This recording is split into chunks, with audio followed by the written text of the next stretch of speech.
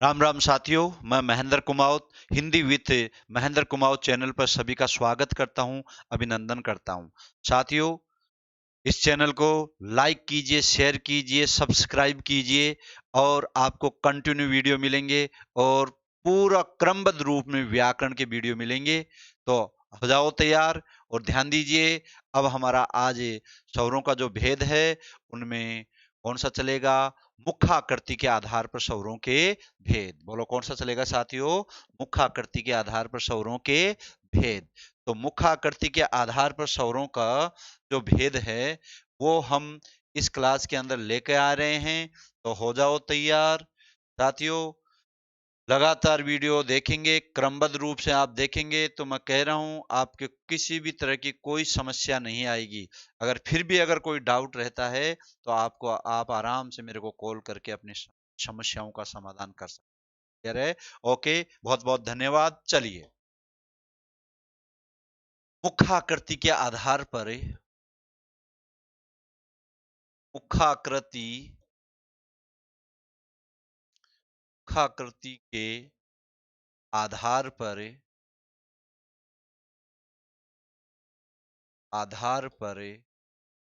स्वरों के भेद। स्वरों के भेद साथियों, इस आधार पर मुख्याकृति के आधार पर स्वरों के भेद। मुख्याकृति के आधार पर स्वरों के भेद क्या कह रहे हैं? मुख्याकृति के आधार पर स्वरों के चार भेद हैं। कितने भेद हैं साथियों? चार भेद हैं। मुख्याकृति के आधार पर स्वरों के भेद चार। एक नंबर, समृद्ध, अर्ध समृद्ध,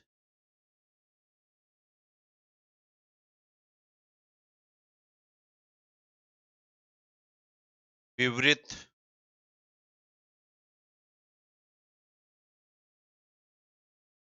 अर्धविवृत।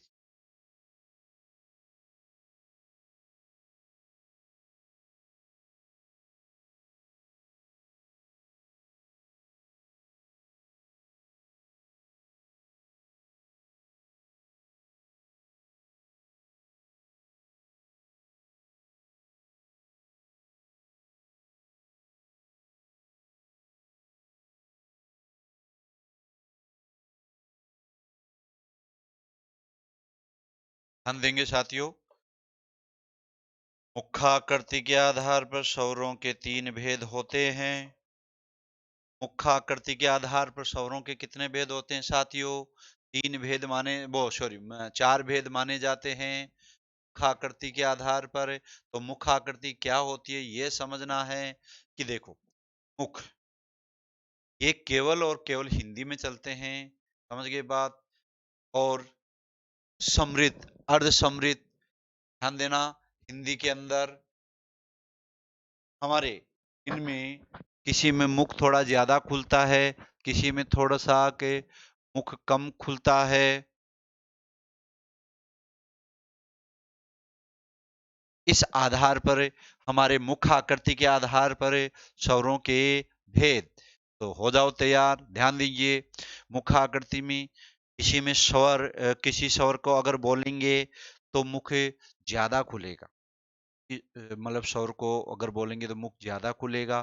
किसी स्वर का उच्चारण करेंगे तो मुख नाम मात्र का खुलेगा, समझे?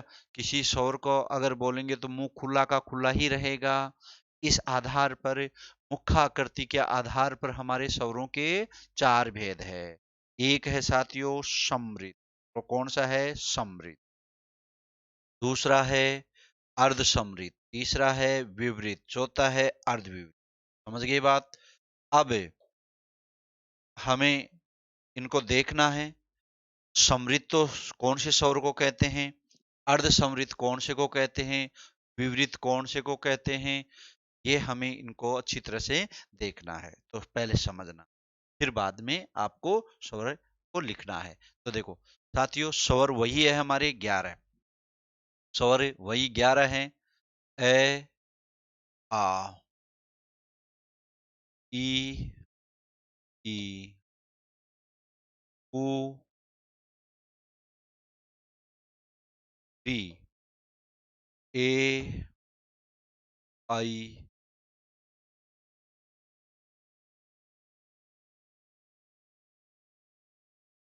ओ और औ। ये हमारे 11 स्वर हैं। ये 11 स्वर हैं। 11 स्वर है। इन 11 स्वरों को हम मुखाकृति के आधार पर 4 भागों में बांटेंगे। 11 स्वरों को मुखाकृति के आधार पर कितने भागों में बांटेंगे साथियों? 4 भागों में। तो सबसे पहला है साथियों समृद्ध। तो जी कौन सा है? समृद्ध। तो देखो समझो समृद्ध, क्योंकि हमने आपको बताया कि अगर मुख किसी में ज्यादा खुलेगा, किसी में कम खुलेगा, क्योंकि मुखाकृति के आधार पर स्वरों के भेद हैं। तो समृद्ध जो है, समृद्ध का शाब्दिक अर्थ होता है साथियों बंद। समृद्ध का शाब्दिक अर्थ क्या होता है? बंद। अब आपको सोचना है कि अगर मान लीजिए मुख को बंद ही रख लेंगे, मुख को बंद ही रख लेंगे, तो मतलब उच्चारण कैसे होगा? समझ रहे हो बात? अगर मुख को बंद ही रख लिया तो उच्चारण कैसे होगा? इसलिए समृद्ध का अर्थ बंद होता है, परंतु हमें तो सबसे कम जिसमें मुख खुलता है, सबसे उच्चारण में, क्योंकि मुखाकृति के आधार पर जिन स्वरों के उच्चारण में सबसे कम मुख खुलता है उन्हें समृद्ध स्वर कहते हैं। क्योंकि हमें 11 में ही तो भेद करना है, उन्हें क्या है? समृद्ध स्वर कहते हैं। तो नाम मात्र का मुख खुलता है, उन्हें समृद्ध स्वर कहते हैं। और नाम मात्र का मुख साथियों कौन कौन से में खुलता है? ध्यान दो, अ आ ई। समझ गए बात? तो एक तो कौन सा हुआ साथियों? ई। और एक क्या हुआ? बड़ा ई और बड़ा ई। क्लियर? आगे क्या होगा? ऊ। क्या होगा जी? ऊ। आगे क्या होगा? बड़ा ऊ। समझ गए बात? ये हमारा समृद्ध स्वर कहलाते हैं। कौन से स्वर कहलाते हैं साथियों? समृद्ध स्वर कहलाते हैं। क्लियर है? अब दूसरा अर्ध समृद्ध। तो देखो ध्यान देना है, अर्ध समृद्ध किसे कहते हैं? अर्ध समृद्ध किसे कहते हैं? कि जो समृद्ध से भी कम मुख खुले। तो देखो ध्यान देना, अर्ध समृद्ध का शाब्दिक अर्थ होता है कि समृद्ध यानी नाममात्र का, और अर्ध यानी उससे भी कम। तो उससे कम अगर मुंह खुलेगा तो मुंह बंद ही हो जाएगा। परंतु साथियों प्रैक्टिकल में, ये तो इसका अर्थ होता है, परंतु प्रैक्टिकल में बताया गया है, विद्वानों ने बताया कि समृद्ध से थोड़ा सा मुख ज्यादा खुलता है, उन्हें हम अर्ध समृद्ध स्वर कहते हैं। तो कौन कौन सा हुआ? ए और ओ। ए और ओ। अब आप देखो ई को बोलो ई और महसूस करना है। अब ए को बोलो ए। तो थोड़ा सा ज्यादा मुख खुला, इस आधार पर इनको क्या कहा साथियों? अर्ध समृद्ध स्वर।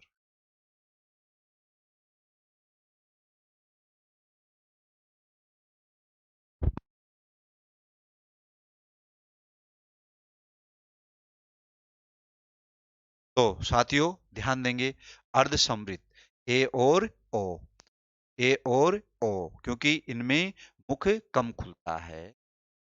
प्रैक्टिकल में इस शब्द का अर्थ तो होता है कम खुलना, परंतु प्रैक्टिकल में जब इनको बोलेंगे तो ई ऊ से मुंह थोड़ा सा ज्यादा खुलता।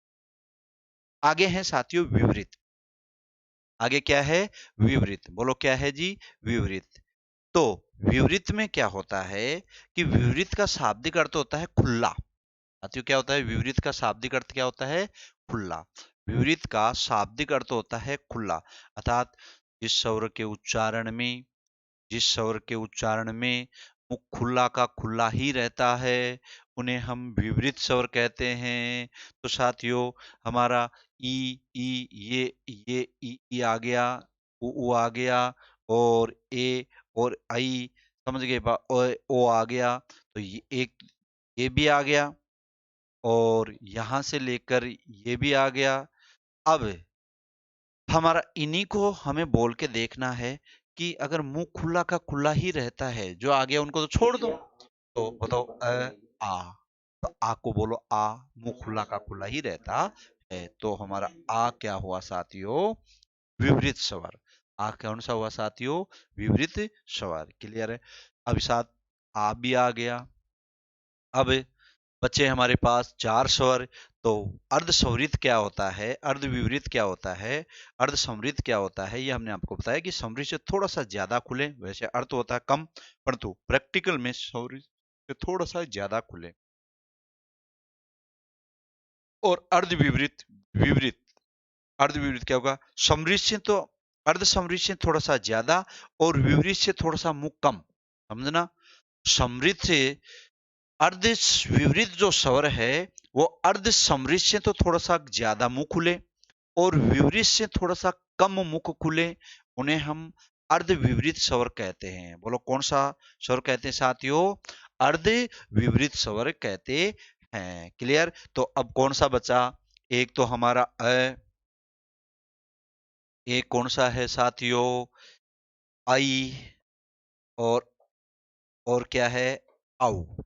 अब ये भी आ गया, ये भी आ गया साथियों, ये भी आ गया और ये भी आ गया। अब बचा री। तो अब ध्यान देना, हिंदी में कुछ विद्वान री को स्वर ही नहीं मानते हैं। समझे बात? वो ये कहते हैं कि री में बदल गया है, इस री जो है वह री है, री में बदल गया है। परंतु साथियों, अभी तक हमारा री स्वर है। अभी तक हमारा केंद्रीय हिंदी निदेशालय री को स्वर मानती है। किसी के मानने से नहीं, मानने से नहीं होता। अगर अपनी गवर्नमेंट संस्थाएं, समझिए नागरिक प्रचारणी सभा, हिंदी केंद्रीय निदेशालय, अगर अपना मैनुअल चार्ट में अगर जारी कर देती है कि री स्वर नहीं है, तो अपन भी मानने में कोई हर्ज नहीं है, कोई दिक्कत नहीं है। बाकी पर्टिकुलर किसी के मानने से ऐसा नहीं होता है। समझ गए बात? हालांकि हमें मालूम है कि री में बदल गया है, री की ध्वनि में बदल गया है, परंतु जब तक कोई गवर्नमेंट संस्थाएं वो अगर इस चीज को अपने चार्ट में अगर नहीं मानती है, तब तक अपन भी इसको नहीं मान।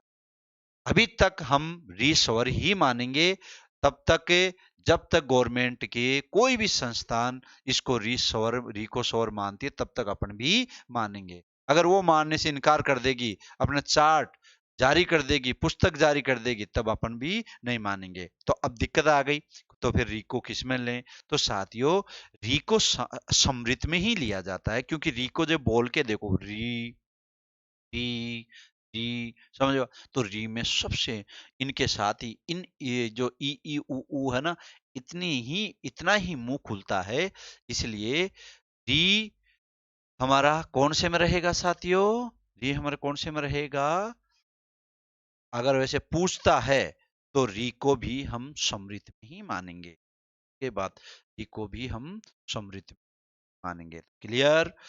ये थे साथियों यहां तक हमारे स्वर, जो स्वरों के 6 भेद थे। और स्वरों के जो 6 भेद थे, ये हमारा स्वरों का मुखाकृति के आधार पर अंतिम भेद। क्लियर है? ऐसे ही साथियों हम हर चीज बहुत ही गहनता से, डिटेल से पढ़ेंगे, और आप लोगों को लगातार इन वीडियो को देखना है, अपने साथियों के पास इधर उधर शेयर करना है, ताकि साथियों मेरे को आपका रेस्पॉन्स मिले और मेरे को ऊर्जा मिलेगी। आपका अगर मान लीजिए वो इधर उधर देखेंगे, अच्छा लगेगा आपको, और फिर भी कोई भी किसी भी तरह का अगर कोई मान लीजिए कोई डाउट रहता है, तो आराम से मेरे को कॉल करके पूछ सकते हैं। मेरे मोबाइल नंबर आप नोट कर सकते हो, 9214931986। दोबारा सुन लेना, 9214931986। मैं लिख भी देता हूं, ध्यान देना मेरे नंबर, 9214931986। हिंदी में कहीं पर भी किसी भी तरह की कोई डाउट हो, आराम से इन नंबर पर कॉल करके, व्हाट्सअप करके आराम से पूछ सकते हो। साथियों, आप लोगों से ही मेरे को ऊर्जा मिलेगी, आप लोगों से ही मेरे को जोश मिलेगा। आप लोग इधर उधर वीडियो को शेयर कीजिए, सब्सक्राइब कीजिए और ज्यादा से ज्यादा फायदा लीजिए। इन्हीं शुभकामनाओं के साथ नेक्स्ट क्लास के अंदर अपन फिर मिलते हैं अगला टॉपिक लेकर, व्यंजनों को लेकर। तब तक के लिए साथियों, मैं महेंद्र कुमावत सभी को राम राम करता हूं। नमस्कार साथियों, बहुत बहुत धन्यवाद।